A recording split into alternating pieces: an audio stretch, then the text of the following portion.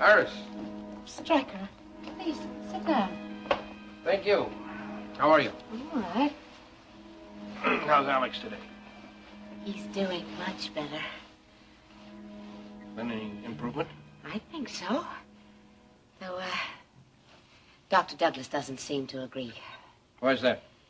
Because medical science doesn't like to take into account that we are human beings and not machines. Progress can't always be measured by the rules they lay down. Has there been any movement from Alex? No.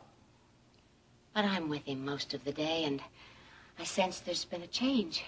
What kind of change? But sometimes, sitting next to him, holding his hand, I feel almost as though he wants to communicate something to me. As if he's trying so hard to tell me something. Suppose that sounds silly. No, it doesn't at all.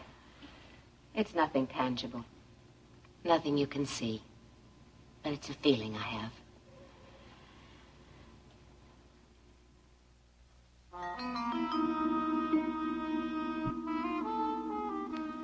How did the police figure Joe killed this Bernie Stokes? Because he admitted it to Elena when he held her captive on the boat.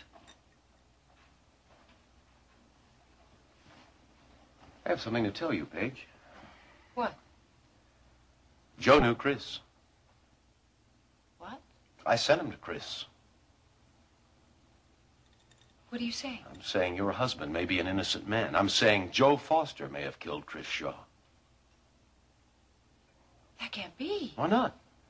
You said yourself that Dennis is incapable of murder. Yes, and I believe that.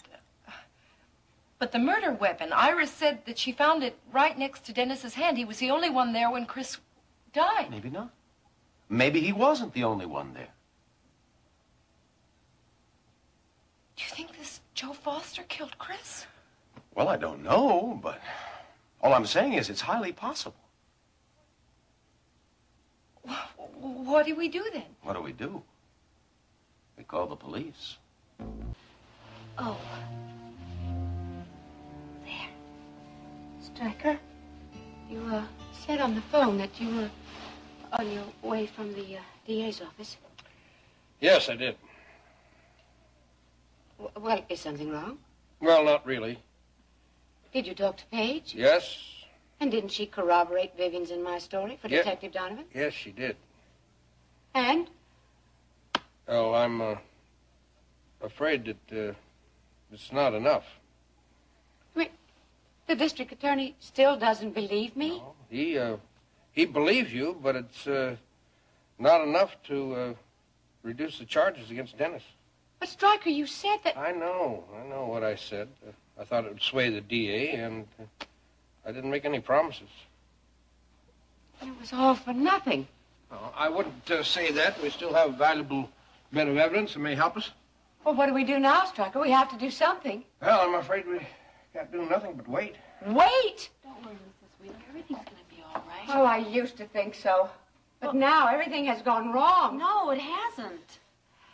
My husband is paralyzed from a stroke. My son is in jail. He refuses to talk to me. Iris, the DA's decision's not final. There's still hope. See that, Mrs. Wheeler? But, from what I gather, the DA believes that Dennis went to Chris Shaw's place with the intention of murdering him. Of course, he could change his mind. But you don't think so? Before I go, Iris. Yes? I wanted to ask you about that meeting you set up with Paige Carrington. What about it? Well, I'm surprised you pulled a stunt like that. It wasn't a stunt. It was a serious attempt to set my son's life in order. Don't you think it's best to leave something like that up to Dennis? The divorce was his idea. I'm his lawyer, and that was the first I'd heard about it. Well, nevertheless, it's what Dennis wants. Well, did Dennis tell you to set up that meeting? No, he Well, then, didn't, don't but... you think that you should have stayed out of it? And I don't mean to come down hard on you at a time like this, but Dennis has enough troubles. I suppose I should have told you why I set up the meeting. Well, that's not the point. Granted, it put me in an awkward position, but lawyers are used to that. What concerns me is Paige and Dennis's marital problems. They should be left alone to work them out. I'm still his mother. Yes, and I can't tell you to stay out of their lives, but I can tell you to keep me out of it unless Dennis expressly asks. Do you understand that? Yes, I understand. Mr. Bellman gone yet? He just left. I was going to suggest that you ask him to stay for supper. I did. But Mrs. Bellman is expecting him. He very kindly asked me to join them. Why didn't you go, Mrs. Wheeler? I can't leave Alex. You know that, Vivian. I can look after Mr. Wheeler. I wouldn't let him out of my sight. Why are you encouraging me to leave? Because I think you should get out of the house more. I know you want to stay home and take care of Mr. Wheeler, but I don't think you should shut yourself up here, away from your friends and everybody.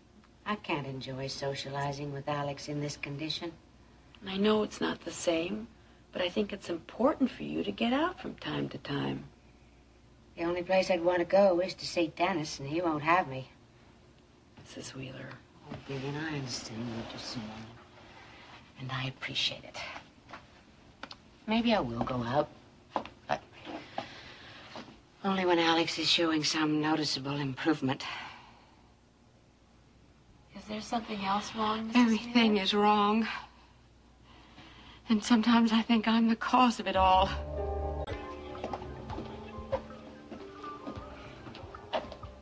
Calm down. I can't calm down. Now that there's a chance that Dennis could be released. I'd say there's more than a chance. The more I think about it, the more positive I become that Joe's tied up somehow with Chris's murder. And I just feel like a fool for not having thought of it sooner. Why should you? Everyone thought Dennis had done it. Everyone, including his own mother. What surprises me is... I don't know, Joe just doesn't seem like the type. Have you known him long, Peter? No, not long. I don't know him very well either. You know, he seems like a regular enough sort of guy. Why did you send him to Chris in the first place?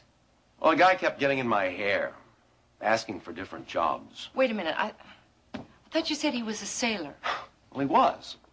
He worked a couple of times on Lawrence Petroleum boats, but he said he was tired of shipping out. He wanted to stay in Houston for a while. Well, I'd found him a couple of jobs, but he kept coming back, so I sent him to Chris. Why did you send him? What was he doing for Chris? I don't know. I don't know. I never saw the guy again until he showed up here that night. I thought I was rid of him. I guess I was wrong. The important thing is to prove that he was at Chris's, because all of the evidence still points to Dennis. Yeah, well, that may not be easy, but I think that's where the police will be able to help. Yeah, right. They'll believe you.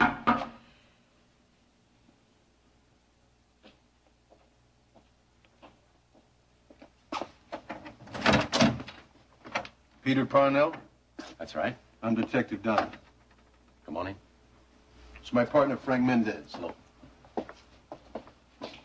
Well, Mrs. Carrington. We seem to meet in the strangest places. Now then, Mr. Parnell, what's this about you knowing Joe Foster?